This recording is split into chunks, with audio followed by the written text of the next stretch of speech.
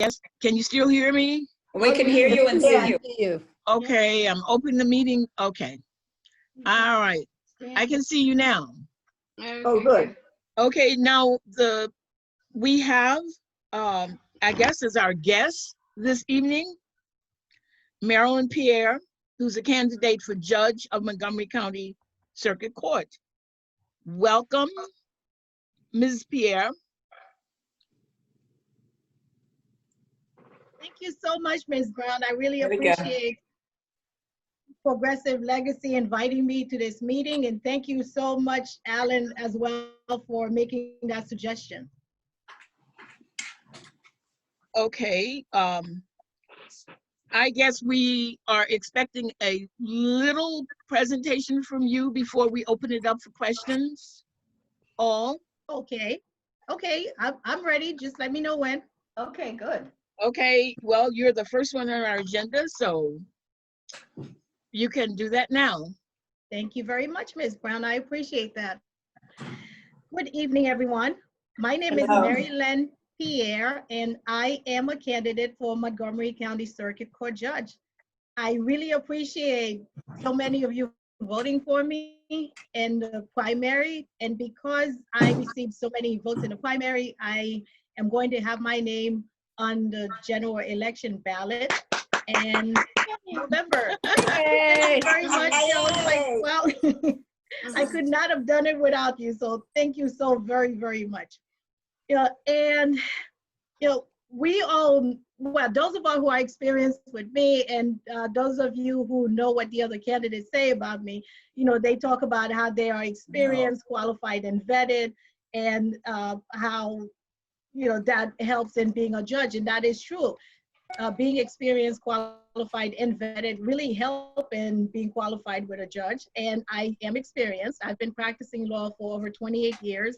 I have presented many cases and in state and federal courts and in appellate courts as well. And Maryland, the District of Columbia. I've also represented clients in New York, where I'm also licensed, and I represent clients in Pennsylvania as well. And some of the cases that I've represented clients in have actually set precedents in the state of Maryland, and they're also cited in other states as well.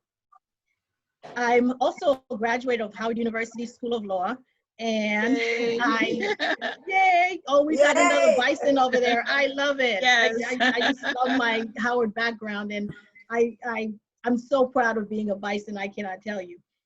I'm a member of the Maryland State Bar Association, the Women's Bar Association, the J. Franklin Bourne Bar Association, and various other bar associations.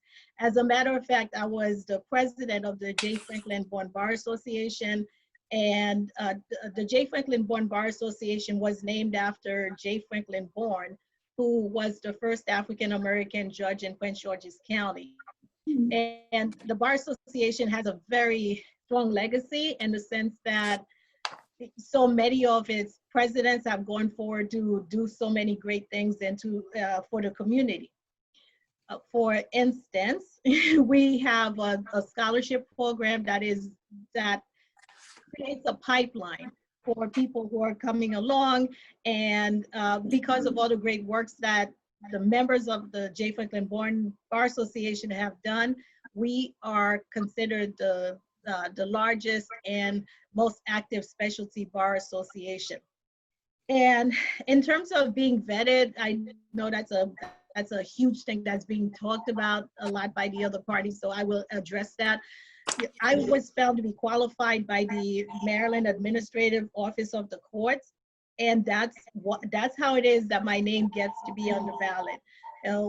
When I applied to become a judge, I was approved by the Women's Bar Association, the J. Franklin Bourne Bar Association, the Soberloff Law Society, the Hispanic Bar Association, the Asian Pacific American Bar Association, the Maryland Defense Council, and the LGBTQ Bar Association. And those are just some of the bar associations that found me, that recommended me to become a judge. And so I have been vetted. They keep saying it over and over again, and it's an issue for them, so I keep having to address it, but it's not something that I really like to address because I prefer to talk about me. In reference to talking about me, I am very experienced and qualified as a lawyer. As I stated before, I am an immigrant. I was born in Cap Haitien, Haiti, and I came to the United States on my 10th birthday, so that makes me an immigrant. I am going to be celebrating my 27th wedding anniversary next month to my husband. I'll tell you, I'm happy. You're going to have to take his word for his happiness. And I'm a mother of 3 children. I have 2 adult males that I'm a mother of. One's 25, one is 21, and a soon-to-be adult daughter who is 17. She is a senior in high school and a handful. Some of you have met her because she has followed me around almost every place. As I stated before, I'm a former president of a bar association. I'm a former chair of the Montgomery County Criminal Justice Coordinating Commission. I'm an Army veteran. I used to be a military police officer in the United States Army Reserve. In terms of career, I spend a lot of time in court, and I've appeared in front of a lot of judges. And I know that a judge's job is to be a problem solver. And because I have such a broad range of legal and life experience, I think that I would be able to solve those problems. I have solved those problems for my clients before. And I think I'm ready to serve as judge, and I am really hoping that you would give me the opportunity. Thank you very much for your attention. Thank you. So I'm on it now. I guess we have time for questions. Yeah, that's it. Yeah. Marylin, do you need us to give you any donations? Okay. Well, yes, that would be very much appreciated. Thank you so much, Rosie. Yes, definitely. When I found out that I received enough votes for my name to be on the November ballot, I asked the treasurer. I asked the treasurer how much money the other people had, and he said $100,000, and I said, okay. Yeah, so definitely. If you want to do it by, I guess through the internet, my website for that is pierreforjudge.com.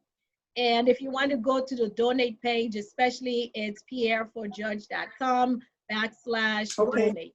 Or you could just put it in the mail by post office box, which is also on the website, is post office box 1182, Rockville, Maryland, 20850. And if you can't remember, Alan will contact me and I will get back to you.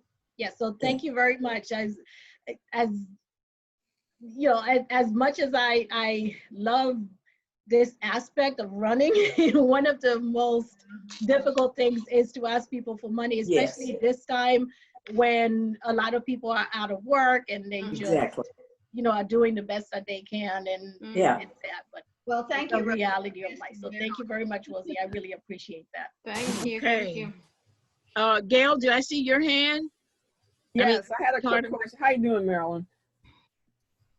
Oh, I see Gail. Oh, hi, Gail. How are you? So nice to see you. Thank you. I was trying to figure out where you were on the screen. I have a question. Are you doing any rallies or upcoming presentations? Also, thank you very much, Gail, for asking that question. By the way, everybody looks so wonderful. It's so nice to see you all again. It's been so long. God bless you, Pauline. It's been so long.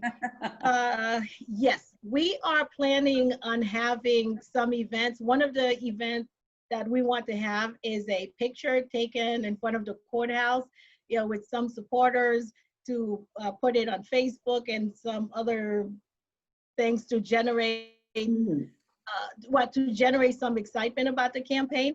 And that one, whoever could make it, that would be really, really wonderful. I'm not sure in terms of how we could do that one and socially distance. So if somebody has any health concerns or anything like that, I wouldn't want them to be exposed to anything. Mhm. But we are having another event. It is on August 29th, Saturday, August 29th, from 3 p.m. until, until. And it is a fish fry. It's a drive-through fish fry right on New Hampshire Avenue.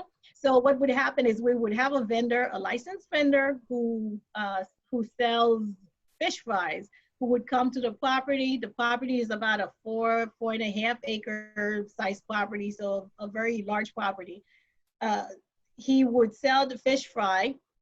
We could talk about the campaign. We will have voter registration. I know you guys are registered. We will also have forms for people to do mail-in ballots, mail-in ballot requests. So that way, you know, we don't have to wait until the state decide to mail it out. I was reading some article today, I think it was in the Baltimore Sun, where Governor Hogan was expressing concern that the mail-in ballot, the absentee ballot requests have not been mailed out to the voters yet. Really? I don't, I don't understand it. I've been attending the Board of Elections meetings, as well, the state board and the county Board of Elections meetings, and there's just so much angst about how this is going to work.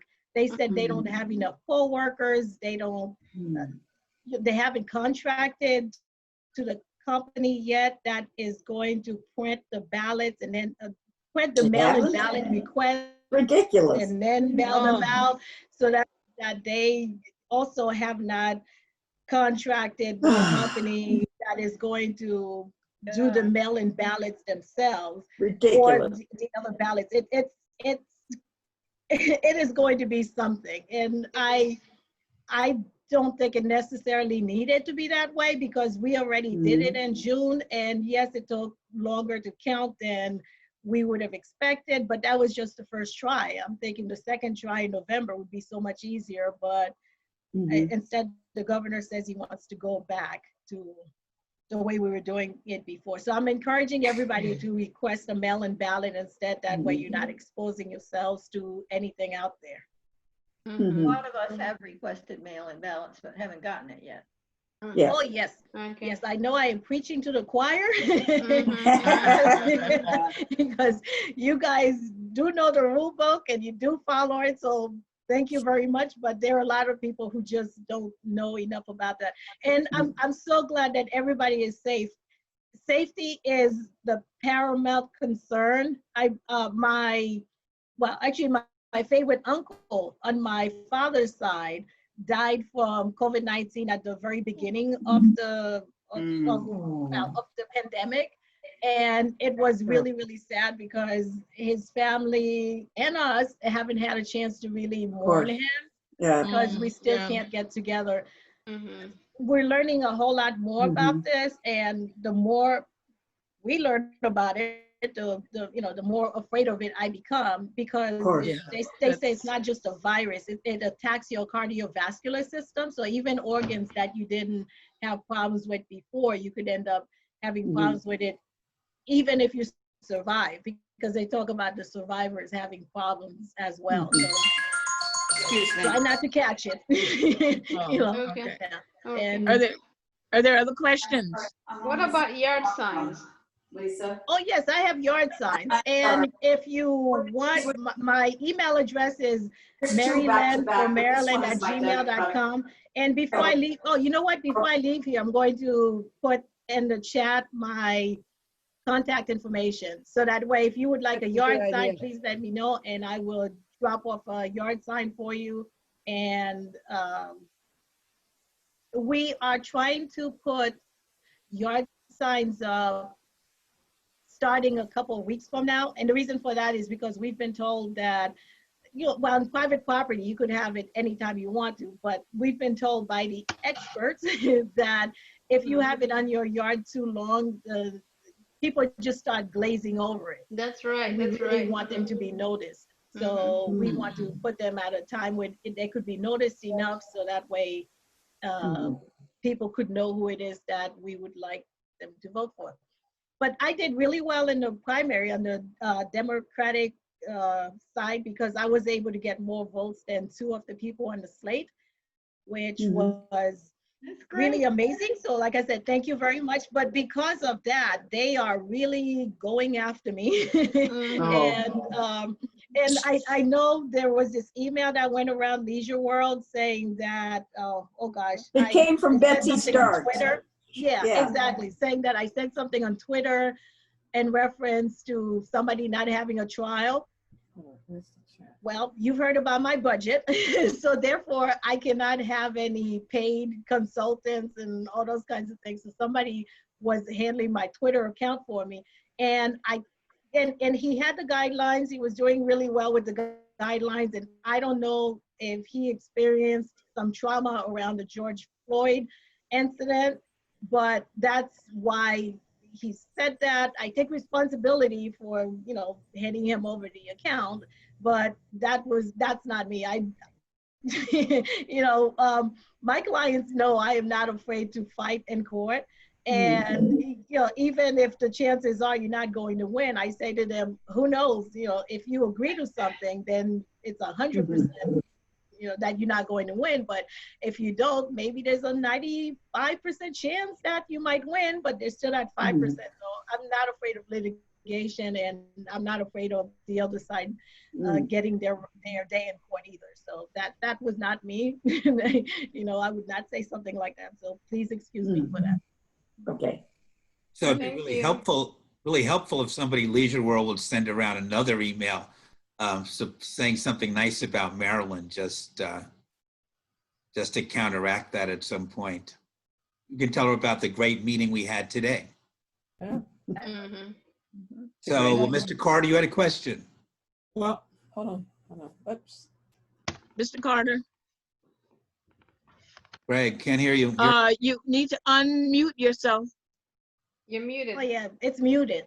Okay. There you go. If you wanted to Okay. put up a possibly life-size sign in front of the courthouse, then people can take pictures with you. oh yeah, like Obama did. That's a great idea. That is a great idea. It's like, Well, and if you have other great ideas, Mr. Carter, please let me know, because like I said, I'm going to leave my contact information in the chat, and I'm open to any questions that people might have. On my postcard, I have my phone number as well as my email address, because I really want to encourage people to ask questions. This is a difficult race in the sense that people don't really understand how judges are elected, but just remember to vote for Marylin Pierre for judge in November. And it's also an interesting race because we started out with 6 people running for 4 positions, and in the fall we're going to have 6 people running for 4 positions because the person who got number 6 on both ballots decided that he was going to go get the signatures, so that way he could be on the ballot as a write-in. So all 6 of us are going to be on the ballot again, except this time I think that the way they're going to do it, I'm going to move up to number 5, and his name will be number 6 with write-in next to it. Now, Marilyn, are you the first woman to ever run for judge here? No. And well, I am the first to run who is not part of a slate, because we have women judges, and I'm trying to figure out, I can't remember how many women judges there are. I just know that I'm running for a different, well, I'm running differently than the other people were running, because I really think that part of my issue is that I don't see the sort of mindset that I think we need to have in the court system there, and I think that is not beneficial to the community. What I mean by that is you have Maryland incarcerating a higher percentage of its young Black males than any other state in the country. Really? Now, let's think about that for a moment. More than Mississippi, Alabama, Georgia, and all of that. New York? And Terrible. if for a moment, It's terrible. I'm sorry. That is terrible. And if for a moment I thought that, you know, we had more, you know, criminally minded young Black males, then I would be like, well, hey, you do the crime, you've got to do the time. But I think a lot of it has to do with this draconian judicial system that we have, where everything is, you have got to go to jail. And if jail was helpful in terms of rehabilitating people, I wouldn't have any problems with that either, but it's not. And not only that, I don't think us as a community, it's good for us to continue to rely on just one tool to solve a problem. I think we should have more tools in our arsenal. So that's why I talk a lot about restorative justice, because restorative justice allows the victim many times to get closure, and it allows the perpetrator to take responsibility for what he or she has done, and show some sort of remorse and talk about ways that he or she could avoid doing that sort of act in the future. And to me, that's much better than having somebody spend, you know, a gazillion years in jail for nothing.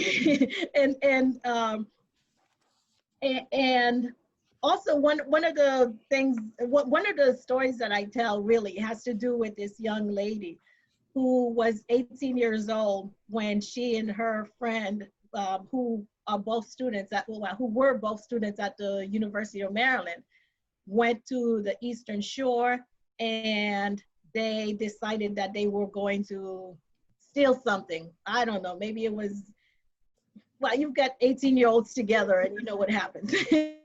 So anyway, so she stole something for $4.99. Her friend stole something closer to $100. They were both picked up and they were both charged. She went to court and she pled guilty. She thought she was going to get what's called probation before judgment, which means that, you know, something to the sort, okay, fine, you stole something for $4.99. Don't go back to Walmart. Don't, you know, ever do it again. Go to college, get your degree, go on with your life. That's not what happened. That's what happened to her friend who was in front of another judge. But the judge that she was in front of said that he was going to make an example out of her. So he found her guilty. Now, because he found her guilty, she cannot have it expunged. So she has on her record that she has committed a crime of theft under $100. She has since graduated from the University of Maryland. She has her degree. She's never gotten into trouble since then, you know, and before that, she wasn't getting into trouble either. So, but because of that one thing on her record, she cannot get a job. She cannot get a job, and she cannot get it expunged. It's been 5 years, and her best hope is that 5 years from now, when her conviction would have been 10 years, she can ask whoever the governor is for pardon, and then she can ask for an expungement. And I think that's just so sad that somebody's life could be ruined over something as silly as that. It did not hurt Walmart that, you know, they lost something that they were selling for $4.99. But it has had such a devastating effect on her life. And I think we need judges who understand what we do to our young people when we do something like that, because we've basically crippled her. And she cannot get a job because she cannot get a job because she has a criminal record now. Yes, $4.99. $4.99. Yeah. Is that, I'm sorry. For restorative justice, is that left to the individual judge to become a part of, or is that something that's a part of Montgomery County? It's something that I'm trying to get to be part of Montgomery County. When I first talked about it and the forums before the primary, the other judges were laughing at me. They were saying things like, I would force a rape victim to be in the same room as her rapist. Oh my God, you know, why would anybody want to do that? That's not what restorative justice is. Restorative justice is very victim-centered. Right now, our criminal justice, oh, I'm sorry, Sandra, should I talk louder? You're fine. Oh, okay, thank you. What restorative justice is very victim-centered. It's not done for the perpetrator, it's done for the victim, because sometimes victims feel like something is missing, and they can't fill that hole because they don't know what happened. They don't know why they were chosen by the perpetrator. They don't know what they could do to avoid being the victim again. And so when you get a chance, what happens is that the victim is prepared. First of all, the first question is, do you want to do this? And if the answer is no, then it stops right there. But if the victim says, I might want to do it under these circumstances, then if those circumstances could be met, then it's done. If they cannot be met, it is not done. Because like I said, it's extremely victim focused, and we're there for the victim and not for the perpetrator. But what happens in terms of the victim is that when it is done, sometimes the victim gets closure. It's like, oh, okay, this is what I can do to avoid me or my loved ones being involved in something like this. You know, because sometimes we say to ourselves, how could a person do something like this? And when the person is able to answer it for you, well, this is the situation that led me to do this. Sometimes it allows that victim to have closure. Sometimes it doesn't, but at least you could try to do it. So it's not appropriate in all cases. And as I stated before, if the victim does not want to do it, it is not appropriate at all. And the community is also part of the process. So the community comes in and says to the victim, what is it that you need in order for you to move forward as best as you can? And also the community talks to the perpetrator and say, what is it that you need so that you will not do this again? It doesn't mean that the person doesn't go to jail. The person, you know, could still go to jail, you know, depending on the situation. But as I stated before, it allows the victim to get closure that the victim would otherwise not be able to get. Thank you, Marylin. I'm very glad you mentioned that, because there are a number of people in the county, especially some folk who have been involved with an Episcopal program called Sacred Ground. Restorative justice was a part of that. And so now, if that's something that you are also interested in, when I talk to folk at my church, I will mention that you are interested in that, and that's something that aligns with an interest, because people are very concerned now about policing and that kind of thing. And restorative justice was a part of that Sacred Ground curriculum. Yes, exactly. And as I stated before, Marylin. I'm the mother. Marylin. Oh, Kiku's got a question and we have to move on. Oh, I'm sorry. Go ahead. I just had a comment. I see one drawback that you have. You look tremendously young. So if you can try and make yourself look a little older somehow, that would help. You look like you're 30.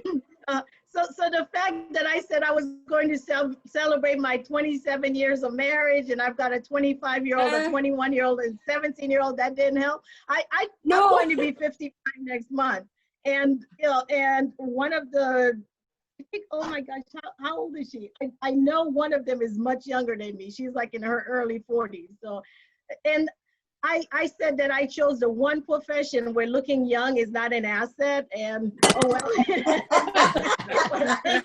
Thank you very much, but I'm getting up there. I qualify. Oh, in a couple of weeks I'll be qualified to live in Leisure World. Thank you. Thank you very much, Ms. Pierre. It was really helpful.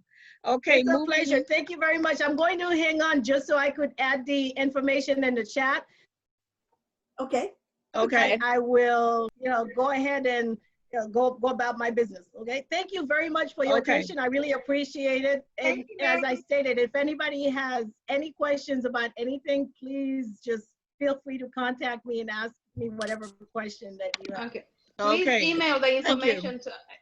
Thank you very much. Have a wonderful rest of the meeting. Okay.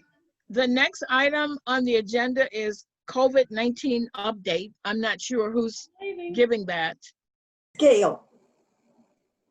Oh, Gail. Okay. Hi there. Hi there. Okay, so I go through this every time. I need to share my screen with you. Correct? Okay. Where's Montgomery County? Okay, can you stop? What are you doing? Okay, so can you see my screen? No. No. No. Can you see it now? No. No. Can't? Is Alan, are you letting her share? She can share. She should be able to share now. Try again, Gail. Okay. All right. Pick one of your screens. This one? Okay. Do you have to make her co-host? Oh. No. No, I mean, Share your screen. Okay. All right. Look Hold at on a the minute. screen. Okay. Oh. This is Wow. my screen? Yep. Now Yes, we do. I can see it now. We can see it, Gail. Okay. This is the Montgomery County dashboard, data dashboard for COVID-19. We're getting good, very good report cards for the last week. There are 17,910 cases, 755 deaths, but they do an average over 3 days. The number of confirmed cases over a 3-day average is 82. It's still declining for 14 days. The number of new COVID-19 related deaths, a 3-day average is 2. It's a 10-day declining. COVID-19 related hospitalizations, 85. The 3-day average is 8, declining. Number of COVID related emergency, 6 for the 3-day average. 9 days of declining numbers. COVID-19 related ICU is 28, 3-day average, and 11 declining days. Let's see. Intensive care unit, 64%, 3-day average, 11 of adequate capacity. Percentage of ventilators, as you can read, 26%, 3-day average, 14 of adequate capacity. Test positive is 2.4%, 3-day average, 14 days of declining numbers. And tests administered, a big 4,137. We have got some tests in this area. Anybody that wants a test, I gave information last time I reported out to you. Yeah. I'll be happy to resend that if you need me to, just let me know. And as you see, we're in the green a lot. The criteria is met for testing capacity to 5% of the population. Test positivity, we have sustained flattening or decrease in the tests. Contract tracing is, which is what I've passed the test for, continuing efforts and partnering with state or state-driven large-scale contract tracing efforts. We still are in the yellow for our equity, which is compiling and using data by race, gender, age, location, and ability to disseminate information, programming, and policies. We have to work on that still. Confirmed cases, I found these numbers interesting. As you can see, it appears that the ages between 20 and 59, the numbers are pretty high. If you look at these numbers here, for both male and female. Deaths by age and gender, let's see, 65. The deaths, we have more deaths when you're over 65, which is, it's very sad. Deaths by demographics. I always find these numbers interesting. Non-Hispanic white. I didn't find out what that is yet, but anyway, there's 346 deaths. Non-Hispanic black. I think that's genuine Black Americans, 169. Non-Hispanic Asians, 70. Hispanic, 148 deaths. And other, which I guess they're not classified by any race or ethnicity, is 22. Nursing home cases, they're pretty high. 2,633 deaths, and non-nursing home is, well, that's even higher, 15,331. The items in dark yellow are the case counts from ages 41 to 73. And I found this interesting too, 20906 and 20904. I live in 20905, which is right in between, in Silver Spring, right in between those high case numbers. 20902, I'm not even sure where that is. I guess it's south of us. That 20902 is the Wheaton area. Wheaton. Yeah, where Hank lives. Totally surrounds where I live. So it's where I used to live. Just be careful if you Where I go used to live. out and about. Let's see.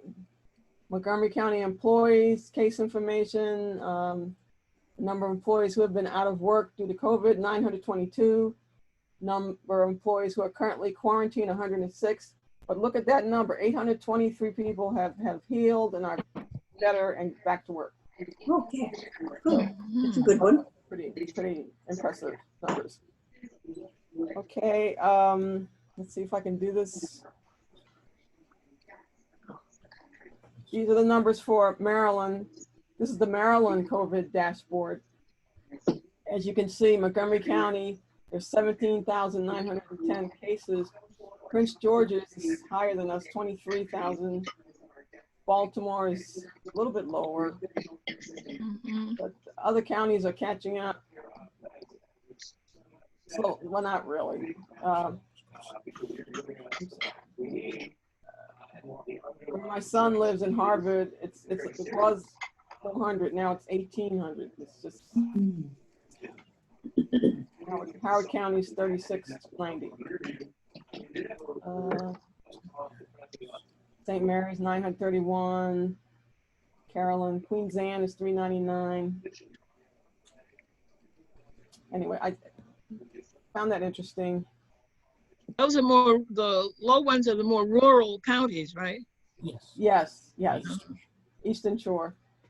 24-hour change has been a positive, an uptick of 710 cases, total of 91,854 in the state of Maryland. But look at those tests. There's 880,000 tests that we generated. So we definitely are testing people. Anybody that wants a test can get one, and they're usually free, or your insurance will pay for it, Medicare, Medicaid. So while we have them, it may be a good idea to get tested. You know, just so you know your baseline, where you're coming from. Let's see, number of persons tested negative.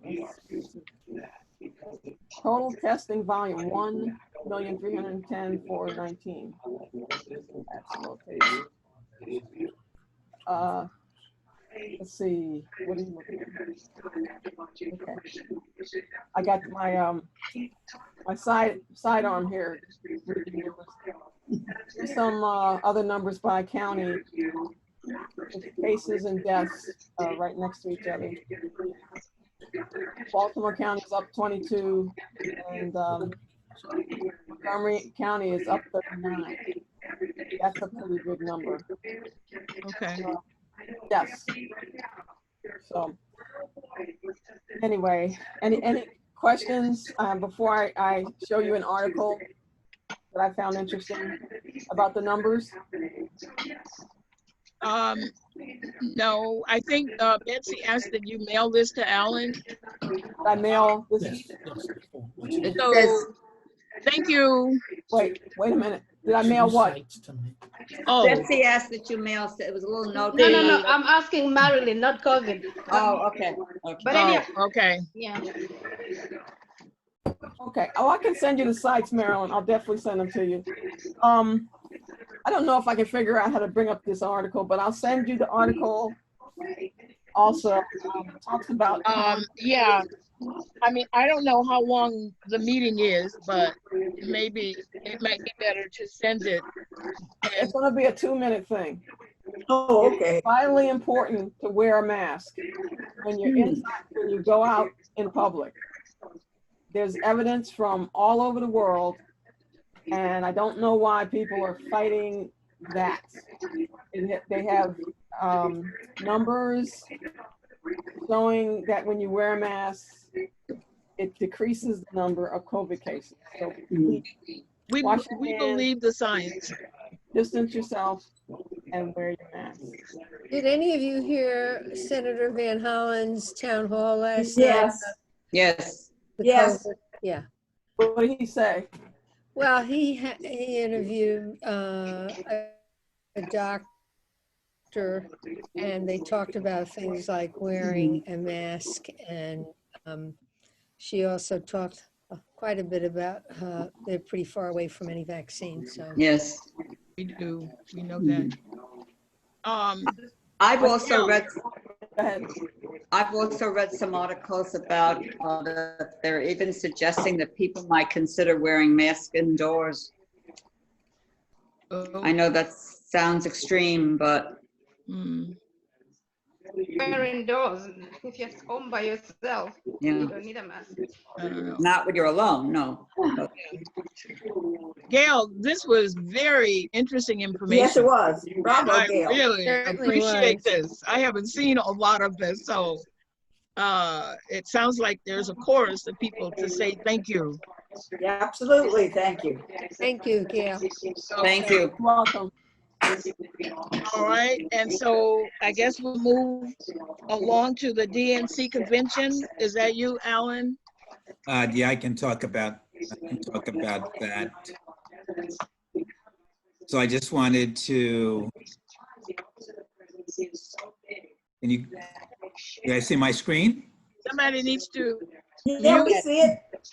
Yeah, we see. Yes. We All see right, it. I just wanted to bring your attention that the DNC convention website is out. Hold on, Alan. There's some noise. Does somebody need to The mute? sounds like a radio. Let me see if I can figure out who that is. Alan, you could mute us all and make your presentation. I can do that. Good idea. I want to figure out how to do that. Maybe we will just ignore that person's television in the background and just do what we need to do. 'Cause I I can't. think it's Barbara. No. Got it. Okay, good. Okay. That was Barbara. So anyhow, I just want you to know that the Democratic Convention website is up and running, demconvention.com. And what's interesting about this is the schedule. So it starts August 17th and goes for 4 days. If you go to this website, you can click on any day and then you could see what the program is. And what's interesting is everybody can participate. Starts in the morning. I've got your screen here. This one starts at 11 o'clock in the morning. The Hispanic Caucus, the Labor Council, the Asian American Pacific Islanders Caucus, Black Caucus, Interfaith Meeting, Ethnic Council, Youth Council, Women's Council, Caucus Meeting, and then the programs as we're used to start at 8 o'clock in the evening. You go to any of these caucus meetings, council meetings, you can click on the meeting that you're interested in, then you can RSVP and then you can participate, and I'm sure that it's going to be widely inclusive and, very interesting. Some of them are repeated later in the week, I believe on Wednesday, just to see that there's pretty much the same group of meetings again. I don't know if the agenda from Monday is different from the agenda on Wednesday. I would think so. And then Thursday is the day where by the 17th, and somebody said that it was going to be next week is when Biden announces vice presidential running mate. This is the night on the final night, the 20th, when they'll give the final speeches, probably nominating the 19th. So they're going to try to make it as interesting as possible, and people from who are not delegates, who are just members of the public, can participate. So I just wanted to share with you the website, the schedule, and then there are ways to get involved.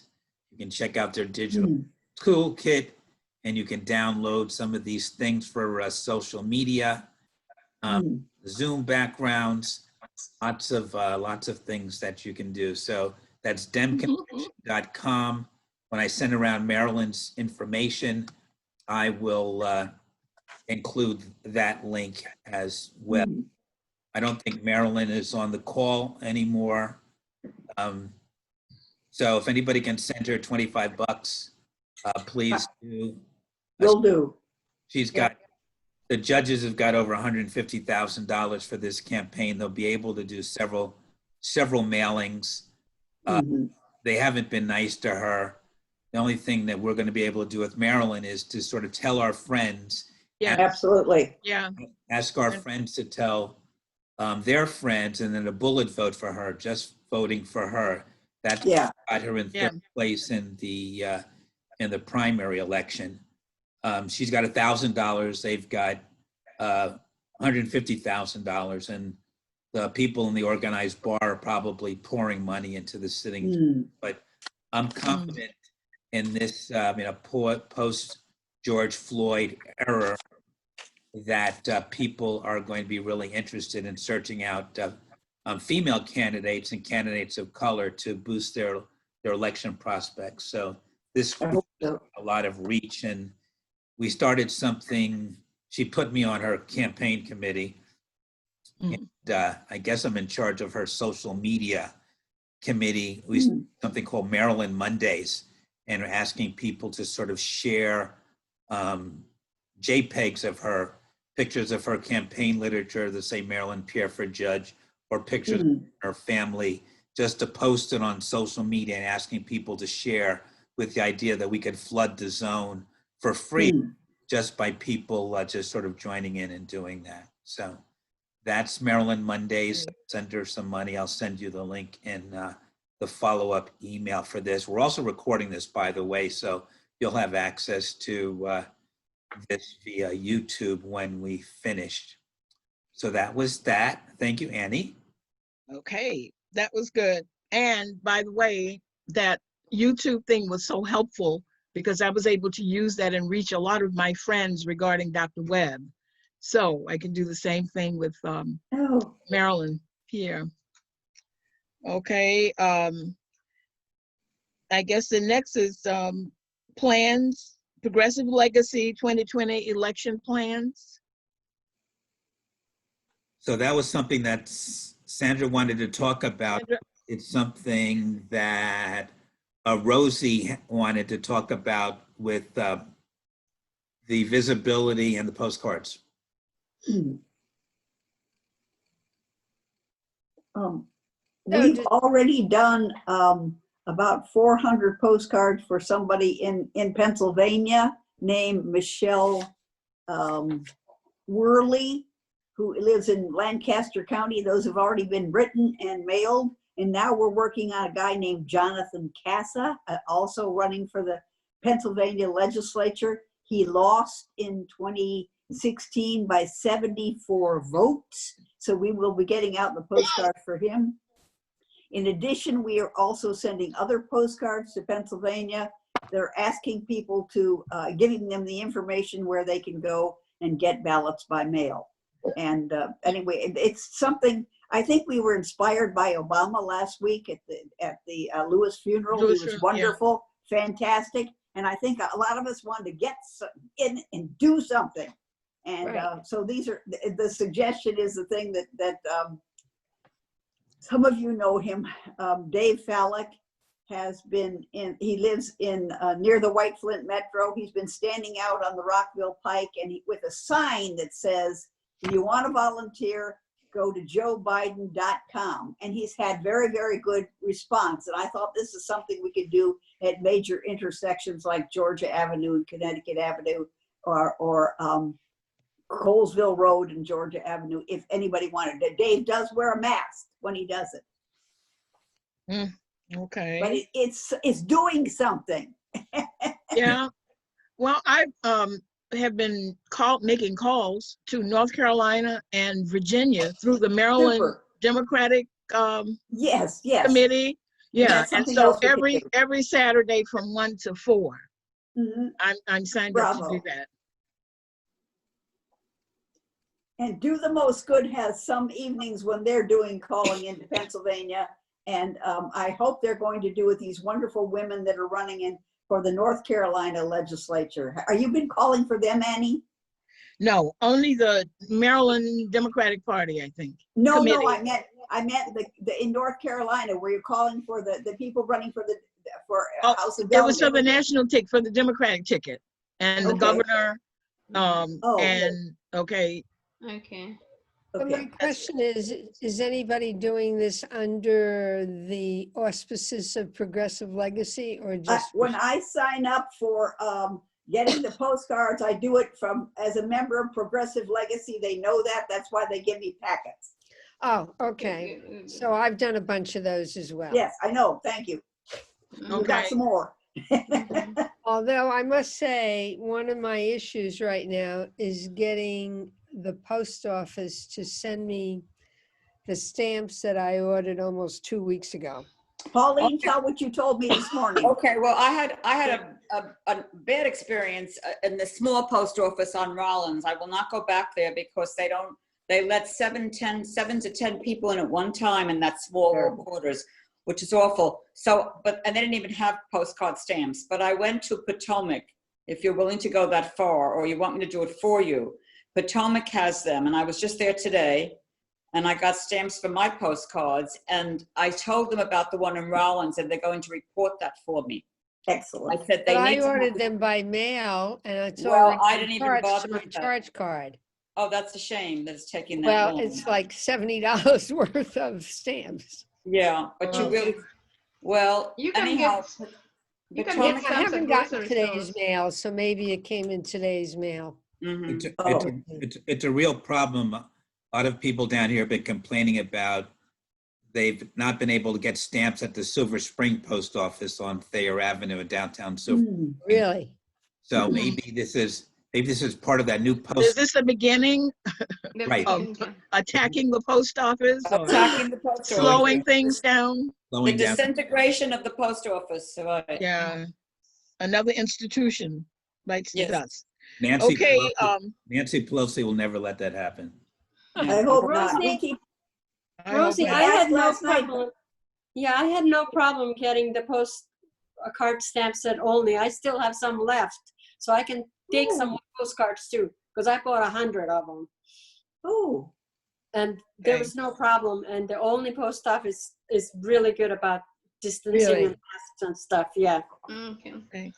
Now, did people have in mind some kind of organized collective Progressive Legacy effort, or you join in when you feel so inclined?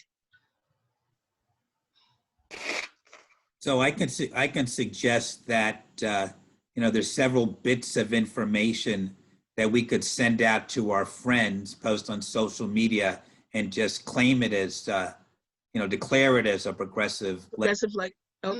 Yeah, that's a good idea. I mean, one of them would be the absentee ballot, requesting your absentee ballot information. That's wonderful. Yeah. Sent out that.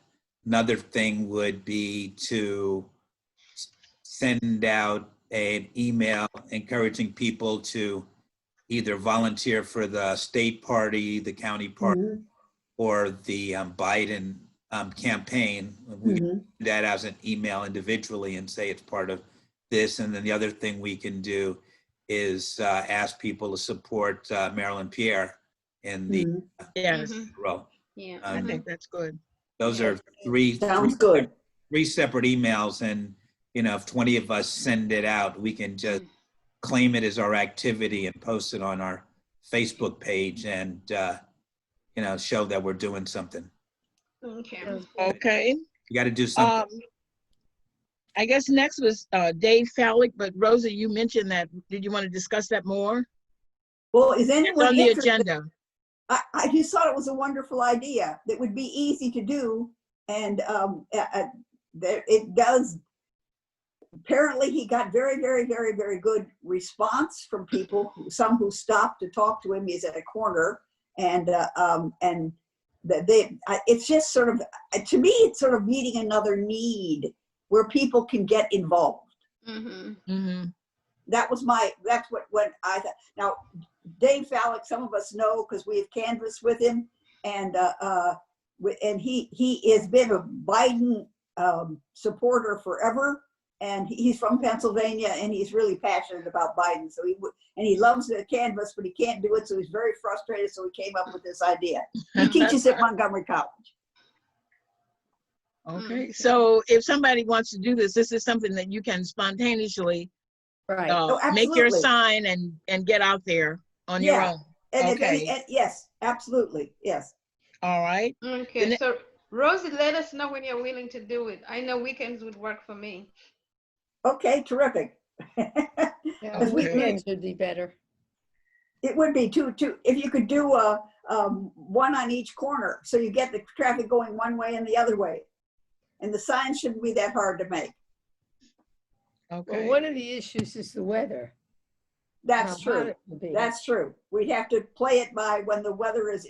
I'm actually looking at the forecast now, and Wednesday 85 high, Thursday 81, Friday 82, Saturday 84, and Sunday 88. So we do have at least some cooler days as opposed to that horrible 90-degree weather. Yeah. He did it in all weather, but I think I like the idea of the 82. Exactly. Yeah, that's And true. I like the idea of doing it after Labor Day. Right. That's what I was thinking. Very good idea. That's maybe it'd be a good idea, Alan. That's not a bad that idea. People will know who he has, who his vice president is, so we can, make it. You want to vote for, these, or you want to get involved in this campaign and name both names, and this is how it'll still be JoeBiden.com. Yeah, I think that's a great idea. Okay. Now, Maryland eviction. Someone had some information about evictions. Oh, Pauline, yeah. Oh, is that Pauline? Yeah, okay. Right. So I looked up some stuff, and because I'm so concerned about all these people that are going to be in the street during the virus. And anyhow, of course, anytime it's pretty terrible. But anyhow, so the Maryland, so the Attorney General Brian Frosh, so he's asking the state's chief judges to extend a moratorium on evictions until January 31st, citing the extraordinary circumstances of the COVID-19 pandemic. And a statewide moratorium on evictions was issued by the Maryland Court of Appeals, and that ran out July 25th. And that was the same date for a national eviction ban that applied to federally financed properties.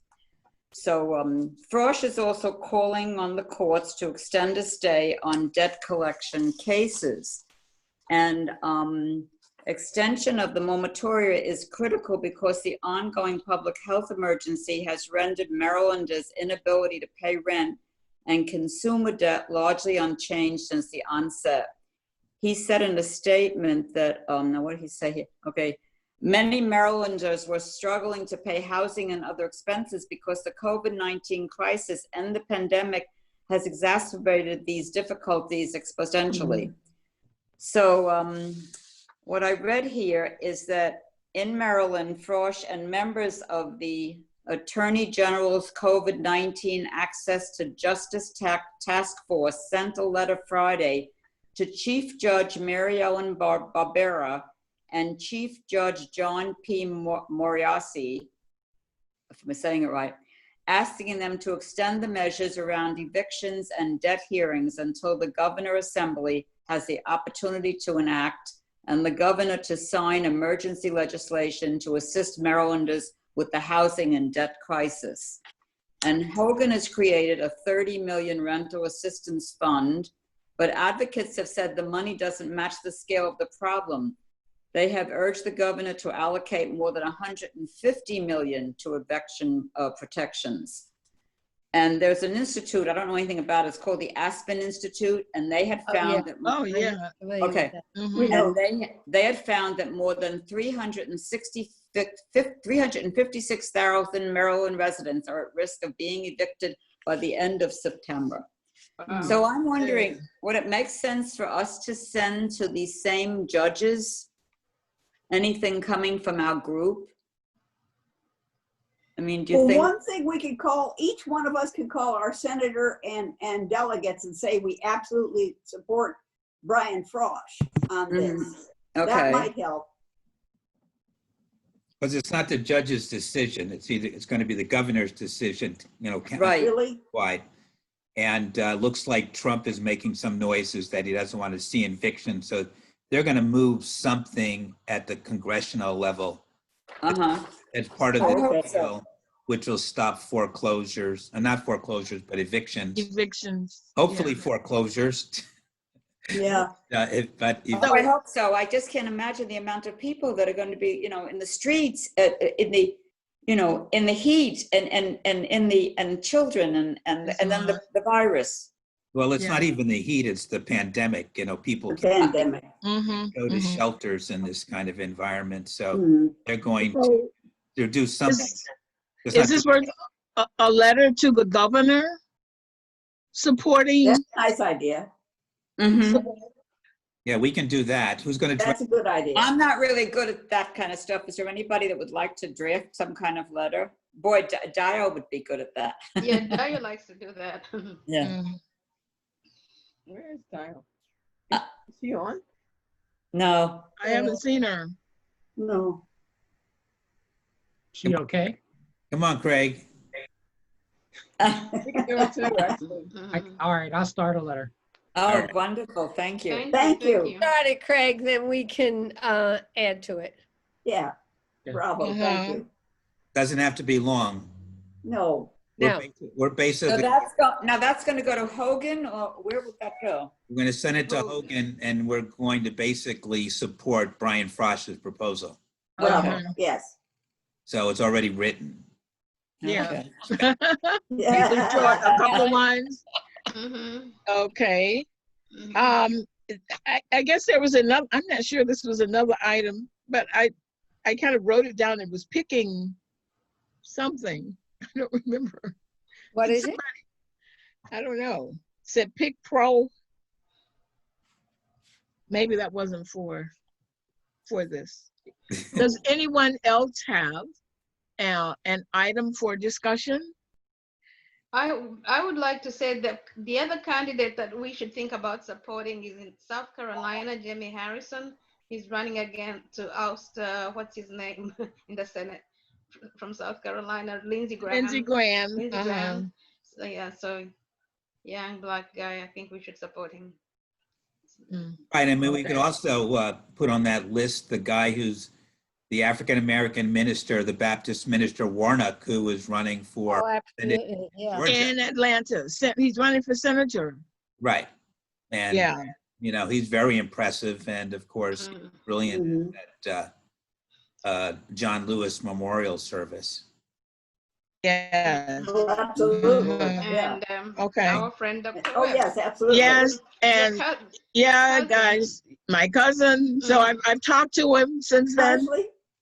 Yes, wonderful. And used the clip from Progressive Legacy to send to activate my social network. Oh, wonderful. So I've had people, a number of people responded by sending. A couple of people already had identified him, my friend in Pittsburgh, but when she found out he was my cousin, she said she would send more. Oh. So I really want to thank you because that was an excellent clip. And I think it really reached a lot of people. I used it in my church, in my Facebook Excellent. Group. And so it helped me a lot. I mean, because I think having that particular clip where he was so articulate in expressing his ideas about healthcare policy was wonderful. So you have helped generate other Wonderful. funds. Well, he deserves to win, for sure. Yes, yes. Let's hope we can do the same thing for Marylin Pierre. Yes. Well, and we'll have a video as well, so. Okay. Okay. Excuse me, who's going to send out a thing with Hank's address on it? I am. I will call Okay. you. Okay. Okay. And I'll try to get information on Rosamond's, an address for her. Oh, yeah. Oh, that'd be nice. Yeah. Okay. For Marguerite. Yeah. Okay. So then we have to think about when we have the next meeting, or is there a set time? A set Tuesday? We do it every 2 weeks. That's what we said. Original plan. Okay. Well, I think just 2 want to weeks- say 2 that. weeks is right in the middle of the convention. So that Oh, we would, can't do it then. No, yeah. Can we do it the week after the convention? Well, we have how a lot to about the talk about. 25th? You What- want to do it Tuesday, August 25th? That would be after the convention? I think that'd be wonderful. That makes sense. Okay. I just want to say that Annie has been the host extraordinaire. She did an excellent job. Thank you. Thank you. Well, that was, you make it easy. Okay. No, that was August 25th. Alan helped. He had the agenda. Okay, so our next meeting is Tuesday, August 26th. 26? 25th. Oh, 25th. 25th. 25th. That's a That's, I have Tuesday. written that. Okay, so it's August 25th. And, Hopefully we'll have a granddaughter by then. Oh, wow. oh, Oh, wonderful, Congratulations. wonderful, wonderful, wonderful. And who wants to chair this meeting on the 25th? Betsy? Oh, I can do that, but anyhow, Rosie, I'll work with you if I need help. Okay. We'll help you. It's, Well, we'll help you. We'll help. We all help each other. Mhm. Okay. Help Yeah, each other. this is an easy group. Mhm. no, it is. It's a good Mhm. group. so that's Good, Tuesday, good. August 25th. Okay. Okay, excellent. All right. Then if that is all, I'm going to have to check out because I do have another meeting at 7 o'clock. Wow. Oh, it's But that's 7:12. okay. I already You're told them I late. was going to be late. No, I told them I Okay. would be late because I Thank knew. you, Annie. Great to Okay, see so you. thank Farewell all now. of you. And thanks for all the information. This is a wonderful place to come and get information, Yeah. okay? Stay safe. Thank you. Yes, Okay. stay well and safe, Take care. everybody. Yeah, Okay. all of Everybody. you. All right, Goodbye. thank you. Stay healthy. Bye-bye. Yes, stay All healthy, of you, please. all of you stay Dave healthy. didn't tell us how he's feeling. Oh, I'm fine. That's good. Back in